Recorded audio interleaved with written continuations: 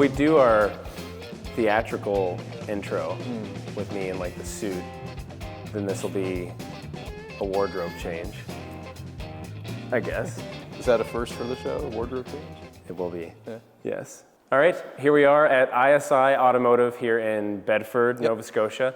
An absolutely beautiful shop, a premier BMW European car. Pretty much you name it, Steve and the guys can work on it and they can fix it. So we're really excited to be here to chat with Steve Phillips, one of the racers here at Atlantic Motorsports Park.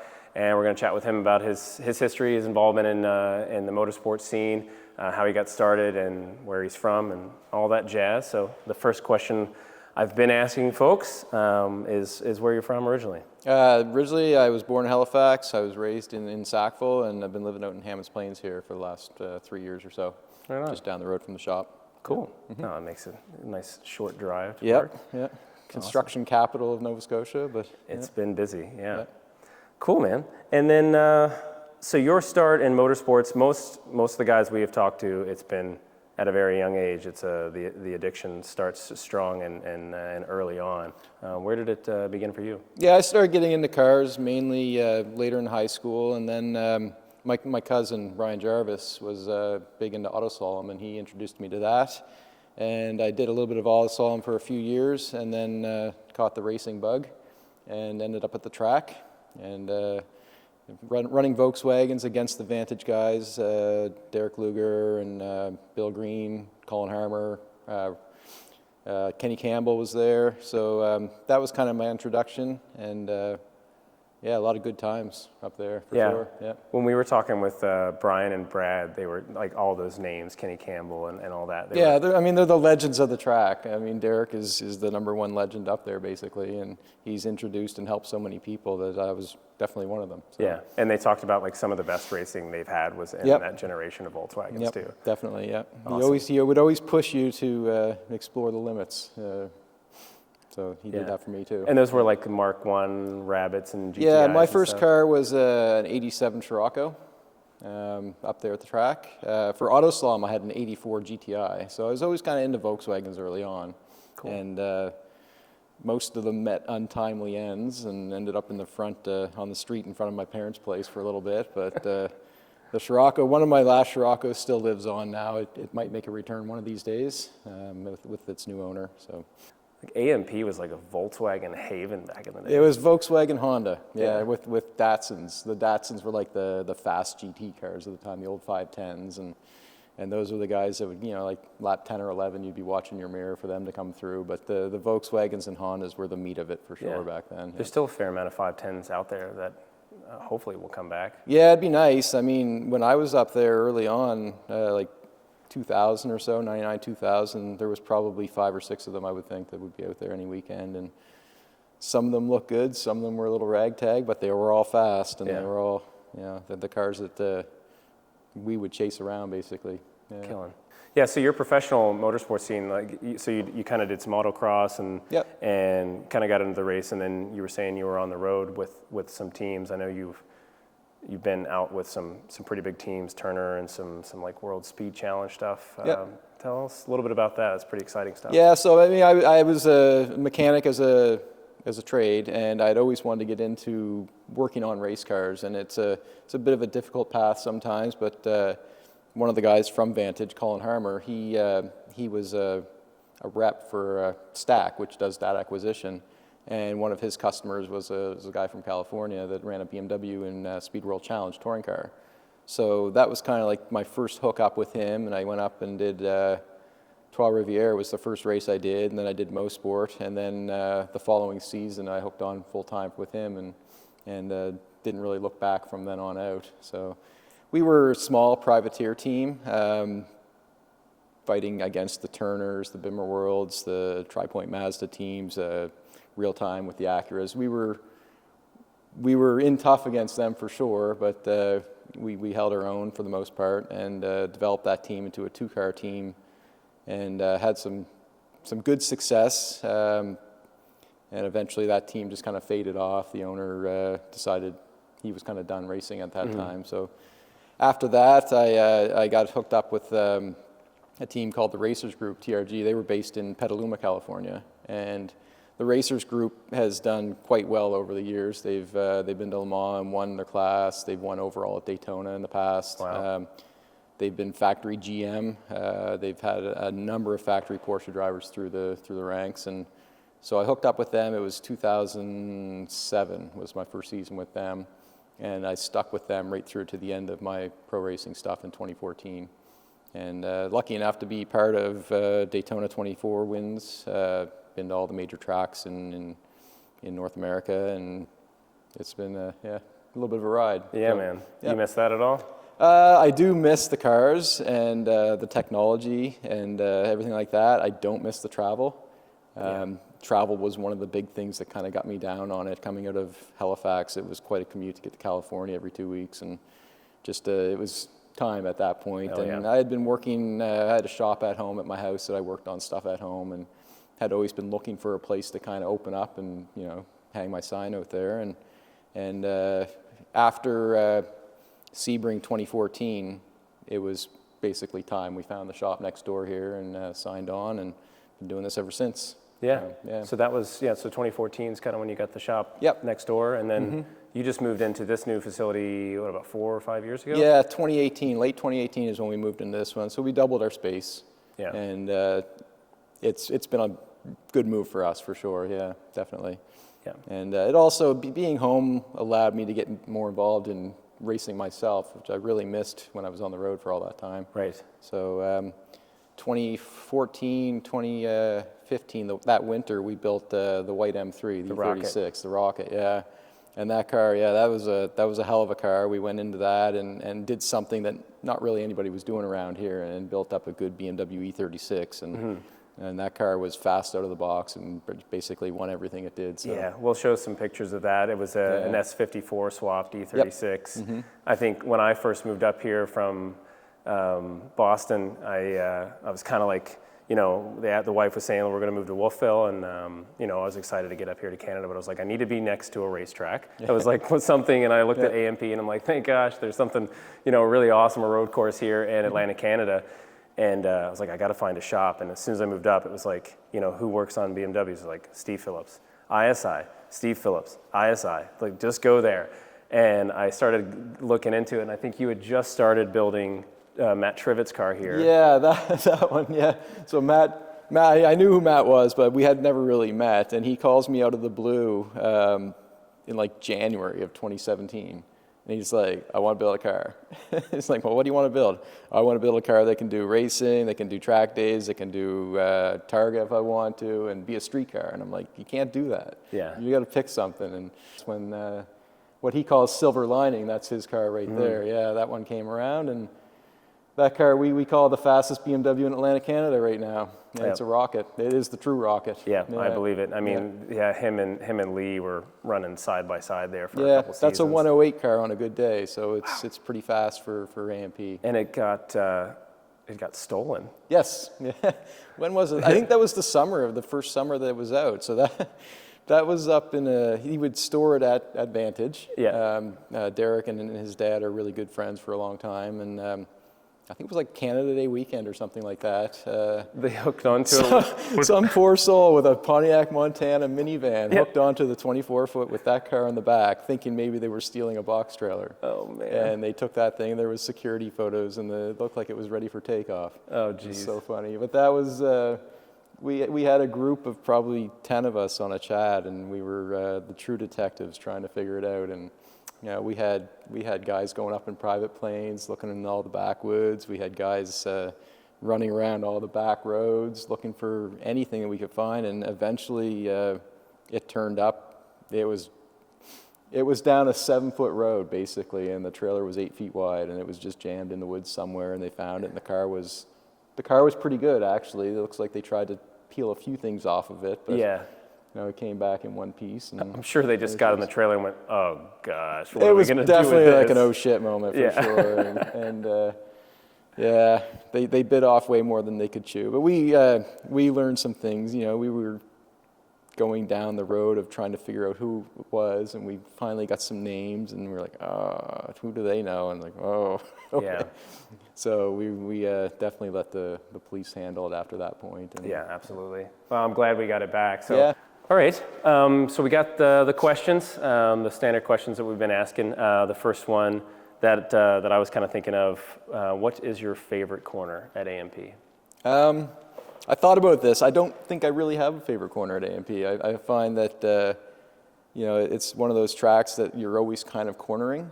So to me, it's like one big corner. And I think it's more like the spots that if you really want to put a lap together, there's more spots that maybe you focus on, that to me make maybe more important corners than favorite corners. And the places like, turn one, like getting in late and getting down the hill fast, and then over the roller coaster with as much speed as you can, and then turn 7 with as much speed. And so as far as a favorite corner, I like the whole track.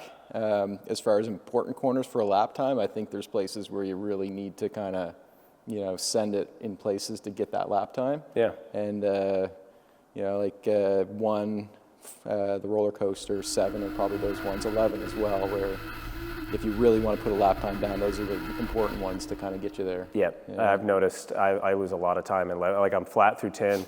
As soon as I get into 11, I'm choking up too much, and that's when everyone leaves me. And for me, like if I can't carry that straight line speed, I'm losing so much. So. For GT4 running against the lightweight Hondas, for me, like turn 11 is my nemesis. Mm-hmm. And I have lost a car there in the past, so it's always in the back of your head. But I mean, you can see I have good gearing coming out of 9 and into 10, but going up through 11 to get the car slowed and rotated into the apex, the Hondas just take 4 or 5 car lengths out of me. Yeah, that's what they do to me too. Yeah.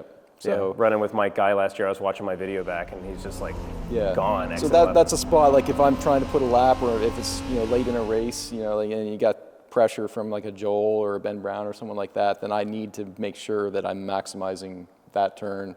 I'm maximizing my run over the back straightaway, my exit out of 3, places where I have a gearing advantage and where the power might help me a little bit. Those are all important, and Right on. That's good. Very, very wise response. Because AMP is basically, I can't think of a section where my wheel is straight at all. Like it's always transitioning, so that's good. And then Libby's question is favorite character, funniest person at AMP. So I kind of thought about this one too, and I got to go with the Trivets as a whole. Okay. I paddock next to them, and it's like a sitcom sometimes, right? Like you're sitting there and you'll see like the boys, John and Will and Matt, and they're just running around trying to get stuff sorted out, and it's just like massive, chaos going on. And then the camera pans over, and there's Mom just sitting there under the awning, and she's just just all calm and collected and everything, and and then at the end of the day, everything kind of works out for them, and everything is happy again. That's great. And to me, I always get a kick out of them. They keep it light, and they're good neighbors in the paddock. And cool. Yep. Yeah, Matt's good people. I'm hoping he'll get back to the track this year with that. And yeah, if you haven't checked out his series, Go Grassroots, on YouTube, he's a funny guy, and he covers it really well at AMP. That's good. And then favorite car landed tomorrow. Doesn't matter the price. What'll it be? No limits on price. I'm gonna go McLaren F1. Oh yeah. Yeah. Okay. That's got to be the one for me. BMW power. BMW was the only company that kind of gave Gordon Murray what he wanted for that car. He had gone to Honda, he had gone to another Japanese manufacturer, and nobody could hit his targets for weight and power. And BMW took it on, and they ended up exceeding the power number, but and then also exceeding the weight by just a little bit. Mm-hmm. But he was happy enough with the power and the balance of the car after that's. Have you seen one? I have not seen one of those in person, I don't think. I know one of the drivers at Turner back in the World Challenge days, he actually had one. And I can't remember if he may have brought it to Lime Rock or something like that back in the day, where they were Northeast guys. So lots of pictures. Yeah. Well, if you think about what you could have picked one up for when they came out, I mean, an absorbent amount of money. I think they were, like 1.5 or something back then? And were they pushing like $15, $20 million now? Yeah, I think a clean one would go. I think the clean one just went for like 27 million. Yeah.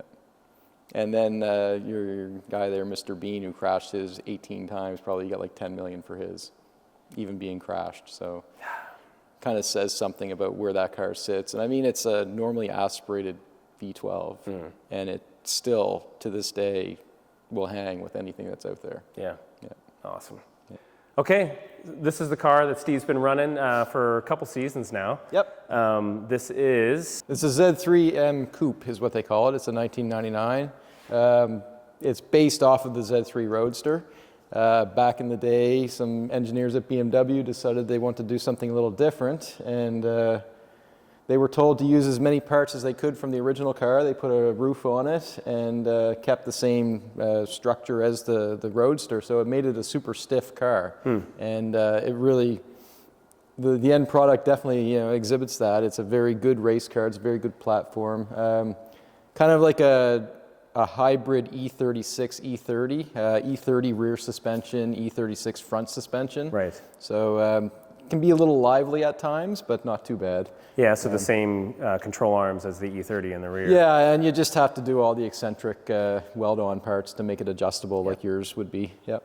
Right on. But, and they nicknamed this the clown shoe. The clown right? shoe, yeah. I remember when you were talking about it, you're like, I love the clown shoe. And I'm just like, what is he talking about? And then you look at it from the side, you're like, oh yeah. It's a unique seating position. You're right back on the rear axle. You have a really long front hood.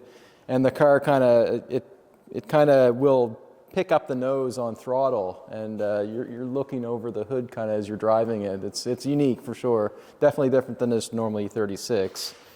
And this came, so this being the M Coupe, this had the S Series motor, an S52? It had an S52 originally, yeah.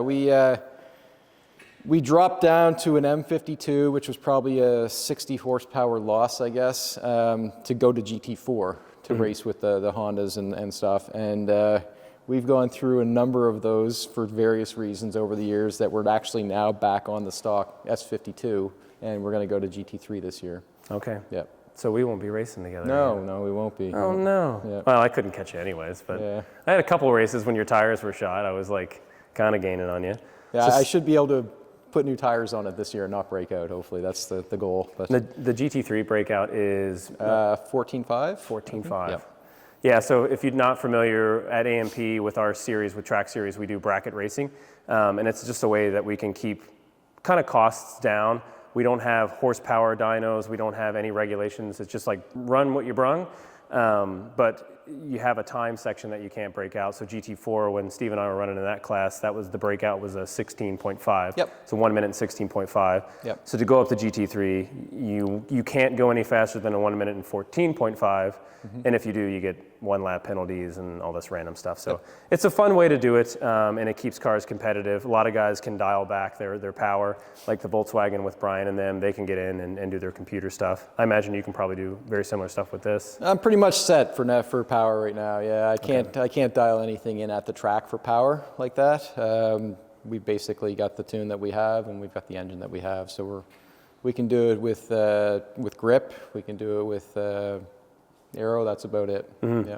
Yeah, and so as far as like modifications from stock, the engine being stock, but you've got with the suspension on this thing, this is a pretty bomber suspension setup you have.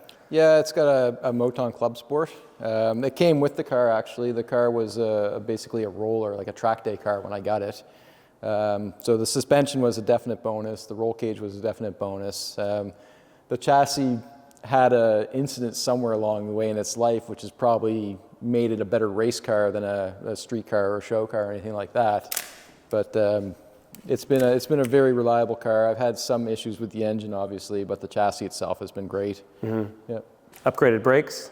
No, those are all stock. Those Wow. are the Euro M floating rotors with stock calipers. We run Hawk brake pads. That's about it. DTC 60s, 70s? 60s, yep. Yep. Front and rear? Run HPS on the back. Yeah. Or HP Plus, sorry, yeah. Yeah, that's what I do on the M3. I just find it a good bias. Yep. So you bought where'd the car come from? This car originally, I think, was in Ontario, and then Griffin Motors brought it down in 2017, and they didn't really do much with it. And in 2018, when the Rocket met its end, I had been looking for a car kind of as my own instead of the deal that we had with the other ones. So I picked this up from them and went through it, and this is what it is now. Yeah. Wicked. Yeah. No, it's a great car, and it is extremely fast. You got the CAE shifter and stuff inside, and Yeah, we've done some stuff. Like, it's got data acquisition, it's got the shifter, it's got a twin plate clutch, it's got a good diff. Stuff to make it a little bit more racy. Other than that, it drives pretty much like a normal street car would drive. There's no real quirks to it or anything. It just goes along. Yeah. plywood splitter. Plywood splitter. Yep. The only way to go. How many guys in the professional scene, like you were working in that industry? Because everybody asks me when I tell them I have a plywood splitter, they think I'm nuts. But I've never dealt with a plywood splitter. you've never dealt with one? Okay, No. so No. maybe I am nuts. But I mean, look at like the cost of a carbon splitter, and yeah. one trip through the grass is about the end of it. So Right. That's the best marine grade 3/4 plywood money can buy. Perfect. Yep. That's awesome. And then we got this beast. So you got your start in auto slalom. Auto slalom, yeah. We call it autocross in the Bald Eagle land. But this is a machine. Yeah, that's the part spin special. Yeah, that's the one. It's been an evolution over the years. I had a 95 M3 early on, probably 2006, I guess I had that. And the 95 was a weird one. It was a 3-liter engine. It was a little down on power and torque compared to the 96 ups. Right, S50 was in that, right? S50 B30, yeah. 240, 220, so the torque was a little bit lower. I went from that to a 97 Euro spec, which had the S50 B32, which was 321 horsepower. Okay. And from that car, this one here started life as a Japanese spec 318 IS. And no sunroof, so slick top they would call it. Lightest chassis you're going to find, basically. Yeah. The best starting point. You imported this from I did, Japan, yeah. right? I brought that over in, I don't even know, 2018 probably. Yeah, it had a little incident with the Euro, so I needed the replacement. And Right.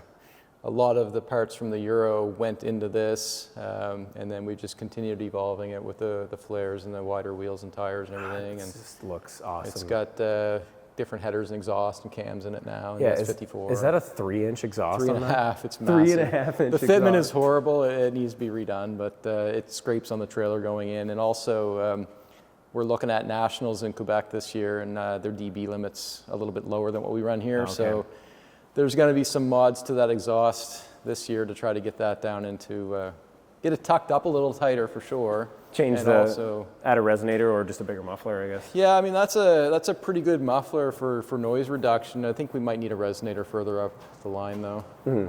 And this is S54 swapped. Yep. Yeah. Yeah. And this one right now, I've gone back and forth on transmissions and shifters, but right now we're on the Euro spec E36 6-speed. Okay. And we run the Euro spec E36 210 diff in the back to the big one. 210. So, Okay. Yeah. It's a bit of it's got a little bit of everything. Yeah. Z3 steering rack, it's got steering quickener, so it's pretty good through the slaloms. I had a couple E36 M3s, like that's what I got started on, and when I got to the E46, I just missed this chassis. There's something about this chassis that it felt just more together. Yeah, this is nice. It's like 2550, I think, is what it weighs, and it's got 330 at the wheels, so it definitely gets going pretty It'll good. get you there quicker. It's fun. It's so much different than racing. I mean, it's just a complete hang on and go kind of car, where this is a little bit more methodical. And Have you taken this around AMP yet? it's been around, but it doesn't feel fast to me at AMP. Yeah. I don't think I drive it the same way as I would at the AMP in a race car with cage and everything. Right. So I don't think I've ever really put a lap time, but it's definitely not been driven to its potential at AMP. Because I mean, this is a very similar setup to what the Rocket would have been in terms of powertrain. Very close. It would Yeah. actually probably have more grip, I would think, with the wider tires and stuff. Yeah. What is that? Like 295? 285s. 285s. Yeah. So yeah, if you put a set of 285 Hoosiers on this, the Rocket did 111s at its peak. You could probably get another second out of this one here. Yeah. You could probably dip into the 10s. Yeah. Wicked. I love this car, man. Yeah. So then that's an E92 M3 underneath there, which was for sale, maybe not for sale anymore. We'll see at the end of the day. So McLaren 650S. Our long-term guest that's going to be going home here shortly, just in for some service work. I haven't seen one of these in person. When we got in today, we had to break out the mops and clean up all my drool. Yeah. Absolutely beautiful Something cars. about a McLaren, I don't know. They seem to do it right for a driver's perspective. I don't think they're. I won't use the term that you used earlier, but they definitely focus more on driving experience and you know, no, absolutely very beautiful. very slick car, very well handled car. This is gorgeous. Good power, 650 horsepower. Get you there. Plenty. Yeah. And then this is Matt Trivett's car. This is one that you built? Yep, this is the one we built for Matt back in 2017. So it was a 2001 M3 to start its life, and we did probably 80% of the evolution of it right off the bat.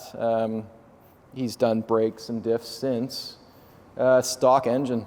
Stock engine. Stock engine with eBay headers and a Epic Motorsports tune, and this thing does 108s on Pirellis. It is fast. Wow. So 108s. And then the carbon splitter there. Yeah, it's seen better days, but plywood. Yep. He does have the grassroots plywood splitter at home. I think is his backup. Do you guys do the carbon roof? Yep. Yeah, we put that in here. Wow. And then what's the wing? Is that a APR or is that a Beamer World wing? That's the Beamer World wing. I believe that's made by Riley, I think. Yeah. Or no, that's a Crawford. Crawford Composites makes that wing, I'm pretty sure. So this is what I want mine to be someday, but the value keeps going up in them. It doesn't really make sense to tear the interior out of them anymore, right? No, you need one with a little bit of a history maybe, but still fairly clean. Like, go back to the Rocket, like when we got that car as a donor, it had every bushing beat out of it. Right. It had a rod knock in the engine. It was just beat. Yeah. But it was solid. The chassis was super clean. It was a Florida car to begin its life, and it was just the perfect starting point for that car. This one here came out of Quebec, I think. It had some corrosion in spots, but we cleaned it up. This car really turned a corner with the diff and the brakes. It's quite a bit better than it was when we first built it. What's on it? AP Racing? PFC. PFC. Full kit, yeah. Yeah. And then the diff, what'd you guys do? Diff's online, so the M variable is gone now, and it's a 3-plate ramp diff. The M variable is such a terrible differential. I haven't seen one that's not beat out yet. Well, mine isn't because it's pretty much brand new, but it will be eventually. Yeah. So these I mean, the brakes and everything, they don't really shine at A&P, but Matt's been to Tremblant, he's been to Mosport with it, and that's when you really need stopping power. Yeah. Bigger tracks like that.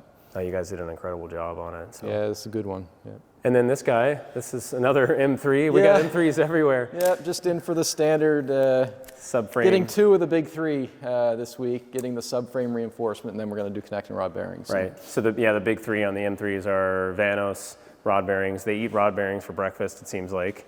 It's like a biannual replacement if you're beating them. And then the subframes like to crack. So I had to do this on mine a few years ago. On the floor. On the floor. That's what I was telling Steve. I wanted Steve to do it. And I was like, I kind of wanted to do it myself. It's how I am. And he's like, you're going to be melted because it's just weld spatter. Yeah. Getting those plates welded in there is a nightmare. But yeah, I mean, Steve does it all here. I mean, from servicing McLarens to, M3s, building race cars. I mean, you get everything in here. I mean, it is one of the best known shops, I think, in North America for BMW service and European service. So absolute pleasure to be here and chat with you, man. Thanks for coming. Yeah, absolutely. Thanks a lot, Steve. Cheers.